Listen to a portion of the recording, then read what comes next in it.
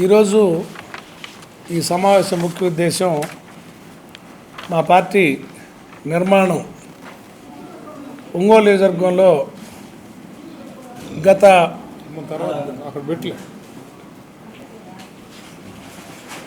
సంవత్సరంన్నరగా party అధికారం కోల్పోయాక పరిస్థితులందరూ మీకు తెలుసు.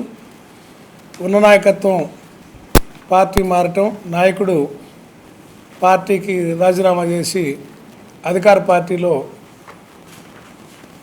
వెళ్ళటం, ఆయన వెనకిడితే కార్పొరేటర్లు కూడా కొంతమందిని తీసుకెళ్ళటం, ఇంకొంతమంది తెలుగుదేశంలో చేరటం, ఒక పార్టీని వైఎస్ఆర్సీపీని లేకుండా చేయాలని ఒక కుట్రతోటి అప్పటి వరకు ఎవరైతే నాయకత్వం వహించాడో ఆయనే తెరలేపటం, ఆ పరిస్థితుల్లో జగన్మోహన్ రెడ్డి గారు మాకు బాధ్యతలు అప్పచెప్పటం, గత సంవత్సరంన్నరగా మేమైతేమి, మా సోదరులు పెద్దల అంజిరెడ్డి గారు అయితేమి, శంకర్ గారు, శ్రీనివాసరావు ఒంగోలు మండల పార్టీ ప్రెసిడెంట్లు, అదేవిధంగా కార్పొరేటర్లు ఎవరైతే ముగ్గురు నిజాయితీగా నిలబడ్డారో, ఇంకొక ఇద్దరు కోఆపరేషన్ సభ్యులు, వీళ్ళందరితోటి మేము పార్టీ ప్రయాణం మొదలుపెట్టి ఈరోజుకి 4300 మంది తోటి కమిటీలు వేసుకోవటం జరిగింది. ఈరోజుకి ఇది నగర పార్టీ కమిటీలు, మండల పార్టీ కమిటీలు అనుబంధాలతో కలిపి 5000 దాటుతుంది. అంటే కోర్ కమిటీ 950 మంది గాను, అంటే గ్రామ డివిజను మరియు గ్రామ పార్టీ కమిటీలకి 950 మందికి గాను, అనుబంధ కమిటీలకి 3400 మంది గ్రామాల నుంచి, డివిజన్ల నుంచి వచ్చారు. ఇక మండల స్థాయి అనుబంధ కమిటీలు, నగర పార్టీ అనుబంధ కమిటీలు కలిపి 5000 పైబడి ఇవాళ స్ట్రక్చర్ తయారైంది పార్టీకి. మునుపెన్నడూ లేనంత బలంగా, గతం కంటే చాలా గొప్పగా పార్టీ నిర్మాణం అవుతున్న కారణం కూటమి వైఫల్యం అని కూడా మేము చెప్తా ఉన్నాం. కూటమి ప్రభుత్వం అబద్ధాలు చెప్పి, అసత్యాలు చెప్పి, జగన్మోహన్ రెడ్డి గారు చేసిన పాలనందరినీ వక్రీకరించి మోసాల ద్వారా వచ్చి ఈ 2 ఏళ్ల పాలనలో ప్రజలు పూర్తిగా అర్థమైంది.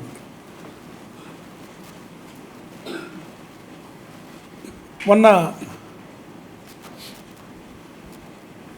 మాజీ మంత్రి బాలినేని శ్రీనివాసరెడ్డి గారిని ఓదార్చడం కోసం మాజీ మంత్రి రాజశేఖర రెడ్డి గారితో ప్రయాణం చేసిన కొనతాల రామకృష్ణ గారు వాళ్ళ ఇంటికి వచ్చి మాట్లాడుతూ ప్రెస్లో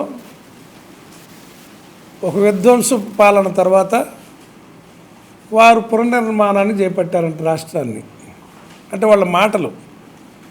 ఇంకొక ఆయన చెప్తారు సుపరిపాలన అని చెప్తారు.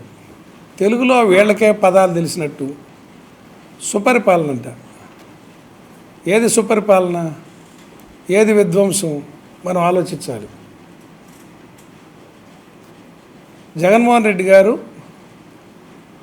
స్వాతంత్రం వచ్చినాక గ్రామీణ స్వరాజ్యంతో దిశగా సచివాలయాలు పెట్టి, రైతు భరోసా కేంద్రాలు పెట్టి, వైద్యాన్ని కూడా ప్రతి గ్రామంలో విలేజ్ క్లినిక్ పెట్టి, స్కూళ్ళని పాడుబడి మూతబడిన స్కూల్స్ని కూడా ఆడపిల్లలకి బాత్రూమ్ లేకుండా ఉన్న స్కూల్స్ని బాగు చేసి, ఎక్కడో హైదరాబాదులో ఒక్కొక్కరు పిల్లాడికి 5 లక్షలు 10 లక్షలు పెట్టి సంవత్సరానికి ఫీజులు కట్టే ఓక్ రిడ్జి లాంటి, ఢిల్లీ పబ్లిక్ స్కూల్ లాంటి స్కూల్స్లో ఉండే సిలబస్ని తీసుకొచ్చి పేదవాడు కూడా చదువుకోవాలని ఐబిఎస్ అంటే ఐసిఎస్సి మరియు సిబిఎస్సి కలిపిన సిలబస్ని తయారు చేసి, దానికి అర్థమయ్యే విధంగా మళ్ళీ ఇటుపక్క తెలుగు ఒక పేజీలో ఇంగ్లీషు, ఇంకో పేజీలో తెలుగు పెట్టి పేద పిల్లలందరినీ పెద్దవాళ్ళ పిల్లలతో సమానంగా చదువు నేర్పించి ప్రయోజకులు చేసి వాళ్ళకు ఉద్యోగాలు రావాలని 8వ తరగతి నుంచి వాళ్ళకి ట్యాబ్లు ఇచ్చి వాళ్ళకి కంప్యూటర్ మీద అవగాహన తీసుకొచ్చి వాళ్ళు డిగ్రీ అయ్యేలోపు వాళ్ళకి ఇంటర్నేషనల్ యూనివర్సిటీ స్టాండర్డ్స్ తోటి పట్టా చేతికి ఇవ్వాలని, పేద పిల్లలందరూ ప్రయోజకులు అవ్వాలని జగన్మోహన్ రెడ్డి గారు పెడితే ఇవాళ మీరేం చేస్తున్నారు? ఆ స్కూళ్ళల్లో ఇంగ్లీష్ మీడియం తీసేశారు. జగన్మోహన్ రెడ్డి గారు మా ప్రభుత్వ హయాంలో స్కూల్లో సీటు దొరకలా, గవర్నమెంట్ స్కూల్స్లో సీటు దొరకలా, కాన్వెంట్లు మూతపడే దశకు వచ్చినాయి. ఇవాళ కాన్వెంట్లు డబ్బులు వసూలు చేసుకుంటున్నాయి, గవర్నమెంట్ స్కూల్లో పిల్లలు లేకుండా పోయారు. ఎందుకు విద్యా వ్యవస్థని ఇంత దెబ్బతీస్తాడు చంద్రబాబు? పేదలంటే చులకనే కదా. ఏది విధ్వంసం? ఆరోగ్యశ్రీ రాజశేఖర రెడ్డి గారు తీసుకొచ్చాడు. దానికి కొనసాగింపుగా జగన్మోహన్ రెడ్డి గారు 25 లక్షల వరకు ఒక్కొక్క వ్యక్తి హాస్పిటల్కి వెళ్తే 25 లక్షల వరకు చెల్లింపులు అయ్యే విధంగా అంతటి వైద్యాన్ని ఆరోగ్యశ్రీ ద్వారా కల్పిస్తే వీళ్ళు వాళ్ళ ఆరోగ్యశ్రీ బిల్లులు ఇవ్వక హాస్పిటల్లో చేర్చుకోమనే పరిస్థితి. ఏది విధ్వంసం? ఆలోచించాలి ప్రజలు. రైతులు పండించిన పంటకి గిట్టుబాటు ధర లేదు. ఏనాడైనా చంద్రబాబు నాయుడు ఒక రైతు కోసం ఆలోచించిన దాఖలాలు మనం చూస్తామా?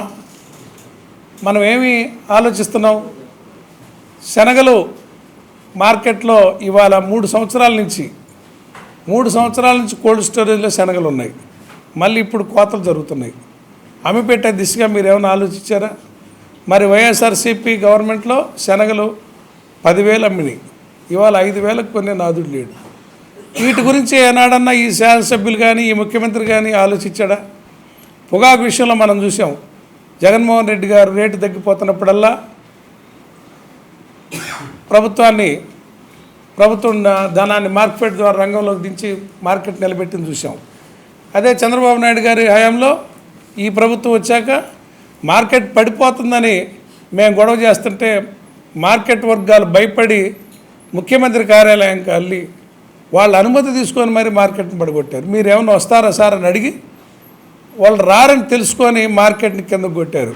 కానీ రియల్గా డిమాండ్ ఉన్నందువల్ల చివరిలో మార్కెట్ ఒత్తిడి వచ్చి మళ్ళీ వాళ్ళే పోటీలు పడి సరిపోక ధర పొగాకు క్వాంటిటీ సరిపోక 250 రూపాయలు పడిపోయిందని 350 కొన్నారు. అంటే ఇక్కడ మార్కెట్లో మోసం జరిగిందనేది రుజువు అవుతుంది కదా. అదే గవర్నమెంటు కన్నెర్ర చేసి నిలబడితే అసలు ధరకే రైతులు బయటపడతారు కదా. రైతాంగం పట్ల బాధ్యత లేని మనిషి. అదే జగన్మోహన్ రెడ్డి గారు రైతు భరోసా కేంద్రాలు పెట్టి ఈ క్రాపింగ్ చేయించడం, క్వాలిటీ ఇత్తనాలు ఇవ్వటం, క్వాలిటీ ఎరువులు ఇవ్వటం, వీటిట్లో ఎక్కడ తేడా వచ్చినా కంపెనీల మీద కేసు పెట్టి నష్టపరిహారాన్ని రైతులకు ఇప్పించే మార్గం క్రాప్ ఇన్సూరెన్స్ చేసి ఏ సంవత్సరంకి ఆ సంవత్సరం తక్షణమే 3 నెలల్లోపే వాళ్ళకి నష్టపరిహారం వచ్చే విధంగా. ఇప్పుడు ఈ ప్రభుత్వం వచ్చాక ఇన్సూరెన్స్ ఉందా? మా ప్రభుత్వంలో ఒక్కొక్క మిరపేసిన రైతులకి 10 లక్షలు 15 లక్షలు కూడా అకౌంట్లో డబ్బులు పడ్డాయి. జగన్మోహన్ రెడ్డి గారి ప్రభుత్వంలో ఇట్లాంటి సిచ్యువేషన్ ఉన్నప్పుడు శనగలు మార్కెట్లో ఎవరు కొనకపోతే చంద్రబాబు నాయుడు మార్కెట్ని వదిలేస్తే కోల్డ్ స్టోరేజ్ నిల్వలు ఉంటే ఆ రోజు జగన్మోహన్ రెడ్డి గారు వచ్చి కింటాకు 1500 కాడికి బోనస్ ఇచ్చాడు. గత ప్రభుత్వంలో పండిన పంటకు కూడా జగన్మోహన్ రెడ్డి గారు రావడం కింటాకు 1500 బోనస్ ఇచ్చాడు. అదేవిధంగా తర్వాత 5 ఏళ్ళు శనగ ధర నిలబడింది, ప్రతి వస్తువుకి ధర నిలబడింది. ఈ గవర్నమెంట్లో అమ్మబోతే అడివి, కొనబోతే కొరివి. వర్షాలు పడితే ఇన్సూరెన్స్ లేదు. ఎన్ని పంటలు దెబ్బతిన్నాయి? ఏది విధ్వంసం? నిజాయితీ గల నాయకుడు అని అనుకుంటాం కొనతాల రామకృష్ణ గారిని. ఒక మాట విధ్వంసం పాలన అనేస్తే ఎంతవరకు సబబని ఈ సందర్భంగా అడుగుతా ఉన్నా. సుపరిపాలన చంద్రబాబు నాయుడు మాట్లాడతాడు. సుపరిపాలన ఎన్టీ రామారావు గారు 100 గ్రామాలకి ఒక నియోజకవర్గానికి ఒక సమితి ఉంటే మండలాలు తీసుకొచ్చి ఒక కాన్స్టిట్యున్సీ లెవెల్ని 5 విభాగాలుగా విభజించి పరిపాలనని అందుబాటులో తీసుకొస్తే ఈనాడు జగన్మోహన్ రెడ్డి గారు ప్రతి ఊరికి పాలన తీసుకొచ్చి వాకిలెదురుకే పాలన తీసుకొచ్చి వాలంటీర్ని పెట్టి డెత్ సర్టిఫికేట్ కావాలన్నా బర్త్ సర్టిఫికేట్ కావాలన్నా ఏ పథకానికి ఎవరు అర్హులో వాళ్ళకి ఇళ్ళకి తీసుకొచ్చి సర్టిఫికేట్లు వరకు ఇస్తే వాళ్ళు మీరు డెత్ సర్టిఫికేట్లు కూడా అమ్ముకునే పరిస్థితి కదా. ఏది సుపరిపాలన? సేవలు ప్రభుత్వం అందించాల్సిన సేవలు కూడా మీరు తప్పించుకొని కరప్షన్ పెరిగిపోయి ఇవాళ ఎంఆర్ఓ ఆఫీసుల్లో పనిచేసే వాళ్ళు ఉన్నారా? రెవెన్యూ పనిచేస్తుందా? పోలీస్ సక్రంగా లా అండ్ ఆర్డర్ పనిచేస్తుందా? ఏది సుపరిపాలన? మీరు అర్థం చేసుకోవాలి. ఊరక తెలుగులో పదాలు ఉన్నాయని చెప్పి పదాలను వాడి ఎదుటోడి మీద బురదేయాలనే ఆలోచన మానుకోవాలి. మొన్న చంద్రబాబు నాయుడు మార్కాపురం వచ్చాడు, వెలుగొండ దానికి ఇన్స్పెక్షన్కి వచ్చాడు. ఆయన వచ్చి ఏం మాట్లాడతారు? ప్రజలను ఉద్దేశించి, తమ్ముళ్ళు నేను ఎప్పుడైనా మిమ్మల్ని మోసం చేస్తానా, ఆడిన మాట తప్పుతానా, అబద్ధం ఆడతానా అని అడిగాడు. ఆయన చేసేదంతా అదే కదా. అయినా ఈ ప్రజలు మీరు అడుగుతానా అని వాళ్ళ చేత ఎదురుగా 10 మందిని కూర్చోబెట్టుకుని ఆన్సర్ చెప్పించుకుంటే అబద్ధాలు ఆడతానంటే ఆడరని అంటే ఎట్లా? ఆడతావు కదా. నువ్వు ఆడపిల్లలకి 1500 కాడికి, సంవత్సరానికి 18,000 కాడికి ఎంతమంది ఉంటే అంతమంది పిల్లలకి ఇస్తానన్నవే. 2 ఉన్నా, 3 ఉన్నా, 4 ఉన్నా. అదేవిధంగా అమ్మఒడి ఎంతమంది ఉన్నా అంతమందికి ఇస్తానన్నవే. నిరుద్యోగ వృత్తి ఎంతమంది ఉంటే అంతమందికి ఇస్తానన్నవే. 50 ఏళ్ళకి 4,000 పెన్షన్ కాడికి ఇస్తానన్నావు కదా. ఏమన్నా ఉన్నాయా? ఇది అబద్ధం కాదా? ఇది మోసం కదా? అసలు మోసానికి అంబాసిడర్ అని చంద్రబాబు నేను నిజాయితీపరుడు అని చెప్పటం, ఇది సుపరిపాలన అంటాం. జగన్మోహన్ రెడ్డి గారు కట్టించిన సచివాలయాలకి పేర్లు మార్చుకోవటం. అసలు నీకు 4 సార్లు ముఖ్యమంత్రిగా అయినోడికి నీకు పరిపాలనలో వేగవంతం ఏందో తెలుసా? మా ప్రభుత్వంలో తీసుకొచ్చిన పెట్టుబడుల్ని జగన్మోహన్ రెడ్డి గారు వైజాగ్లో పెట్టిన మీటింగ్ ద్వారా వచ్చిన పెట్టుబడులు ఇవాళ గ్రౌండ్ అవుతూ ఉంటే అవి మీగా చెప్పుకుంటున్నారు.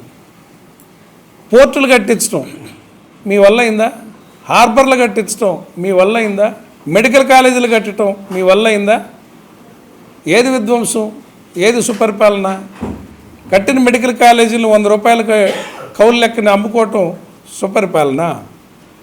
ఎకరం 100 రూపాయల కాడికి కోట్లాది రూపాయల భూముల్ని రియల్ ఎస్టేట్ కంపెనీలకి, సాఫ్ట్వేర్ కంపెనీలకి అంటే ఒక రకం, రియల్ ఎస్టేట్ కంపెనీలకు కూడా ఎకరం రూపాయి కాడికి విశాఖపట్నం లాంటి పట్టణాల్లో భూమి ఇస్తా, అది సుపరిపాలన? మళ్ళీ వాళ్ళు దాంట్లో బిల్డింగ్లు కట్టుకుంటే అడుగుకి 1800 రూపాయల బోనస్ అంట. పోనీ మీ తెలుగుదేశం పార్టీ కార్యకర్తలన్నా ఆలోచించుకోవాలా. మీకు ఏదైనా ఎకరం రూపాయి కాడికి ఇచ్చి అట్లాంటి 1800, 1900 అడుగుకి రేట్ ఇస్తే మీరు ఉచితంగా కట్టుకొని అమ్ముకోవచ్చు కదా. ఎవరో విదేశీ కంపెనీలకు ఇచ్చి వాళ్ళ కాడ బయట వ్యక్తులకు ఇచ్చి దోపిడీ చేయటమే కదా ఇది. ఒకసారి టీడీపీకి మద్దతు ఇచ్చేవాళ్ళు కూడా ఆలోచించుకోవాలి ఈ దోపిడీని. ఇది సుపరిపాలన అంటారు దీన్ని. ఆర్టీసీ బస్ కాంప్లెక్స్లో ఉన్న స్థలాలన్నింటినీ మీకు నచ్చిన వాళ్ళకి టెండర్లకు ఇవ్వకుండా మీకు నచ్చిన వాళ్ళకి ఇచ్చి దండుకోవటాన్ని సుపరిపాలన అంటారా? ఒకసారి ప్రజలందరూ కూడా ఆలోచించుకోమని చెప్తా ఉన్నా. ఇటువంటి ఫెయిల్యూర్స్ని దృష్టిలో పెట్టుకొని కూటమి మీద వ్యతిరేకత వచ్చి పోరాటానికి సిద్ధమైన మా నియోజకవర్గంలోని 5,000 మంది కార్యకర్తలకి, 5,000 మంది నాయకులకి నేను ధన్యవాదాలు తెలుపుతున్నా, అభినందనలు ఇస్తున్నాను. ఈ కమిటీ లేయటంలో చొరవ చూపించిన డివిజన్ల వారి, గ్రామాల వారి పరిశీలకులకి, మా మండల పార్టీ, నగర పార్టీ అధ్యక్షులకి, అదేవిధంగా డివిజన్ మరియు గ్రామ పార్టీ అధ్యక్షులందరినీ కూడా అభినందిస్తూ కార్యోన్ముఖులు అవుతున్న వాళ్ళందరికీ కూడా నేను అభినందిస్తూ ఉన్నా.